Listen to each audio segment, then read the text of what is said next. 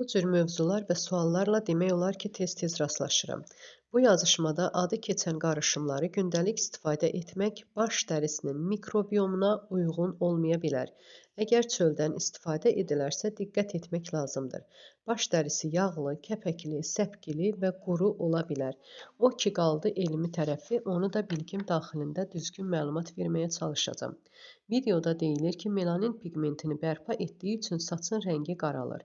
Melanin pigmenti çöldən çəkilən bir qarışımla geri qaytarıla bilmir. Doğrudur, melanin özü saçın rəngini verən pigmentdir. Bu pigmenti isə melanosit hüceyrələri istehsal edir. Melanositlər saçın dibində, folikulda yerləşir. Melanositlər sonradan yaranan və yaradılan hüceyrələr deyil.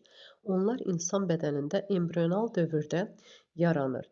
İnsan doğulanda artıq melanosit sistemi hazır olur. Bu proses genetikaya, hormonlara, yaşa, stressə, qidalanmaya bağlıdır. Melanin istehsalı dərin qatlarında hüceyrə səviyyəsində gedir.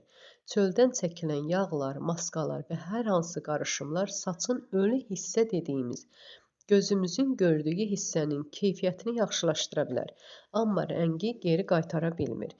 Yəni, melanin istehsalını bərpa etmir. Saç ustası olaraq və tibbi təhsilim olduğu üçün bu cür mövzulardan anlayışım var. Sizə də maraqlı gəldiysə, like edib, abunə olub, şərh yazmağı unutmayın.